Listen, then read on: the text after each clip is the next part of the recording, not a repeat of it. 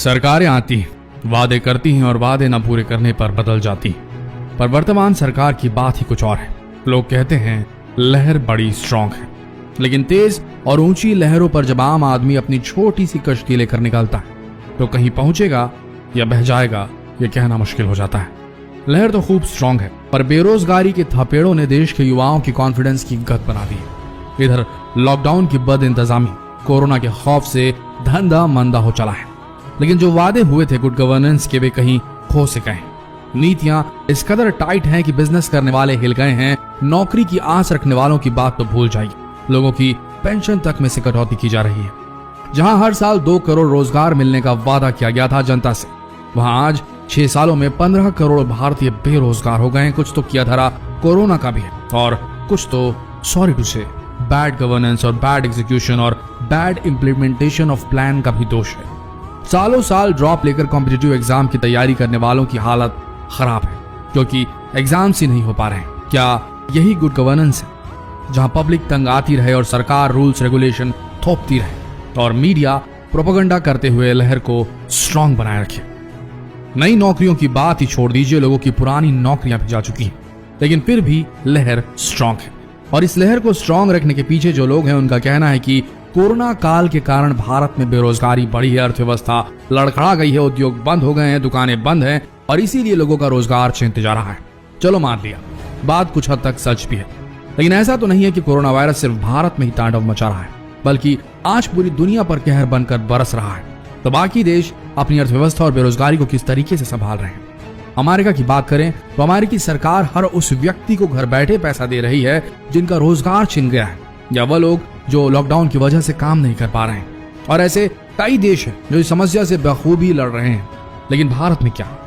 Petrol diesel की कीमतें बढ़ाई पे बढ़ाई जा रही हैं। बस ट्रांसपोर्टर्स जिनकी गाड़ियां महीनों से बंद पड़ी थी बस अड्डों पर, उनसे टैक्स वसूला जा रहा है। जब आमदनी ही नहीं हुई तो टैक्स किस बात का?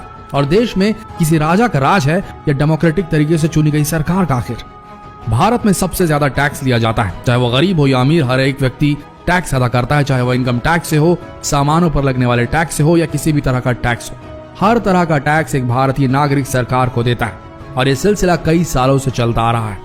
लेकिन जब कोरोना वायरस जैसी महामारी आती तो सरकारें अपने खजाने का दरवाजा खोलने की जगह भारत के नागरिकों से ही पैसा बटोरने का काम करती, कभी पीएम केयर्स फंड के नाम पे तो कभी किसी और नाम से। और सबसे बड़ी बात यह है कि सरकार रोजगार जैसे अहम मुद्दे पर आंकड़े ही जारी नहीं करती। दुनिया वालों को यह बताना ही नहीं चाहती कि हमारे यहाँ कितने बेरोजगार बैठे हैं। और जब कभी भी बेरोजगारों की आवाज उठती है तब उन्हें 10-20 किलो चावल देकर शांत करा दिया जाता है। अब आप सोच रहे होंगे कि जब सरकार बेरोजगारी के आंकड़े जारी नहीं करती तो आखिर ये आंकड़े आते कहां से? तो आपको बता दें कि 45 सालों से एक संस्था काम कर रही है इस पर, जिसका नाम है CMI यानी कि centre for monitoring Indian economy. और ये संस्था 45 सालों से बेरोजगारी के आंकड़े इकट्ठा कर रही है। उसके हिसाब से बेरोजगारी सबसे ज्यादा है इन सालों में। आज की तारीख में चाहे प्राइवेट सेक्टर हो या गवर्नमेंट सेक्टर, हर कोई बेरोजगारी की मार झेल रहा है। बात करें ऑटोमोबाइल सेक्टर की तो यहाँ पर करीब 30 लाख लोग अपनी नौकरियां गंवा चुके हैं। वहीं रिटेल सेक्टर में 60 लाख लोग अपनी नौकरियां गंवा चुके हैं। रेस्टोरेंट में काम करने वाले कर्मचारियों की संख्या भी कम नहीं है, यहाँ भी 20 लाख लोगों से ज्यादा की नौकरियां जा चुकी हैं। वहीं सबसे बड़ी रियल एस्टेट इंडस्ट्री में 1.5 करोड़ से ज्यादा लोगों ने अपनी नौकरियां गंवाई हैं। ट्रैवल और टूरिज्म में काम करने वाले लोगों का तो इससे भी बुरा हाल है। यहाँ पर करीब 4 करोड़ लोग बेरोजगार हो गए हैं। BA, BCom, PhD जैसी डिग्री के साथ क्वालिफाइड लोग पान के ठेले खोल रहे हैं, सड़कों पर पकौड़े तल रहे हैं, सब्जियां बेच रहे हैं। और शायद सरकार का लोगों को आत्मनिर्भर बनाने का यही प्लान है और इसी तरह से वो हर किसी को आत्मनिर्भर बनाना चाहती है। लेकिन आप खुद सोचिए, क्या आपने इतनी पढ़ाई, इतनी मेहनत सिर्फ ठेले खोमचे खोलने के लिए की थी? ऐसा नहीं है कि 2014 के पहले हमारे देश में बेरोजगारी नहीं थी, बल्कि बेरोजगारी की मार भारत आजादी के बाद से झेलता रहा है। लेकिन इन 6 सालों में ऐसे कई डिसीजंस, ऐसे कई निर्णय लिए गए जिनसे सिर्फ और सिर्फ आम आदमी ही प्रभावित हुआ है, ना कि सरकारों के संरक्षण में पल रहे बड़े बड़े उद्योग और उद्योगपति, बल्कि ये तो और फूलते फलते जा रहे हैं और एक आम आदमी बेरोजगारी और महंगाई की दलदल में डूबता जा रहा है। लेकिन सबसे बड़ी बात यह है कि जब भी बेरोजगारी के इस मुद्दे पर आवाज उठाई जाती तो उसे दबा दिया जाता है, 10 किलो चावल देकर शांत करा दिया जाता है, क्योंकि लहर स्ट्रांग है। क्यों है नहीं पता, लेकिन लहर स्ट्रांग है। जानने वाली बात यह है कि अब लोगों की जेब में पैसा नहीं है, लेकिन पेट भरना भी जरूरी है। तो ऐसे में लोग क्या कर रहे हैं? आपको बता दें लोग अपना घर चलाने के लिए लंबे समय से जिन म्यूचुअल फंड्स में इन्वेस्ट कर रहे थे, उन्होंने अब पैसे निकालने शुरू कर दिए हैं। इस साल की जुलाई की बात कर रहे हैं कि रिपोर्ट के हिसाब से अब तक म्यूचुअल फंड से 10 अरब रुपए निकाले जा चुके हैं देश भर में। वहीं जिन लोगों के पास म्यूचुअल फंड नहीं था, उन्होंने सोना गिरवी रखकर पैसा उठाना शुरू कर दिया। वहीं सोचने वाली बात यह है कि गरीब आदमी क्या करे जिसने न कभी म्यूचुअल फंड खरीदा, न ही जिसके पास सोना है। वो अपना घर महीने भर कैसे चलाएगा। बात चाहे किसी भी सरकार की हो, वोट मांगने के लिए इनका सबसे अहम मुद्दा होता है रोजगार। और हर मंच पर एक ही भाषण बार बार गूंजता है कि हम बेरोजगारी दूर करेंगे, और उसी मुद्दे की नींव पर चढ़कर ये राजनेता अच्छा खासा वोट बटोर लेते हैं। शायद सरकार इस मुद्दे को सुलझाना ही नहीं चाहती, क्योंकि अगर ये मुद्दा सुलझ गया तो शायद अगली बार वोट मांगने के लिए उनके पास कोई बड़ा मुद्दा रहे ही ना। या यूं कहें, अगर लोगों की आवश्यकताएं पूरी हो जाएं तो सरकार किस मुद्दे पर वोट मांगेगी। अगर सरकारें चाहें तो देश के बहुत सारे मुद्दों पर काम करके उन्हें आसानी से सुलझा सकती।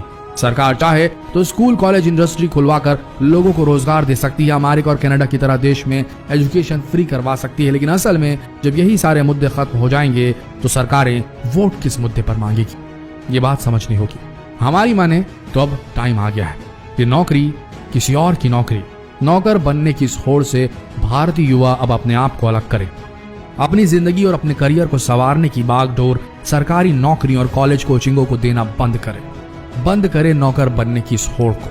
अगर ये देश का एजुकेशनल सिस्टम तुम्हें रोजगार नहीं दे पा रहा तो खुद का एजुकेशनल पाथवे डेवलप करो। किताबों को रटने के बजाय शुरू से ही वोकेशनल एजुकेशन पर ध्यान दो। वो काम सीखो जिससे कुछ पैसे कमाए जा सके।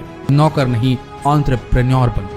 अब तो बड़ी बड़ी मल्टीबिलियन मल्टीनेशनल कंपनियों ने भी अपने एम्प्लॉइज की डिग्रियां देखने के बजाय उनके कार्य कौशल को परखने का मन बना लिया है। तो भारत के युवा को खुद ही खड़ा होकर बदलना होगा और साथ देना होगा हर भारतीय अभिभावक को भी। एजुकेशन सिस्टम अगर रोजगार नहीं दे पा रहा तो खुद का एजुकेशनल पाथवे बनाना होगा जहां किताबों को नहीं, हुनर को पढ़ा जाए।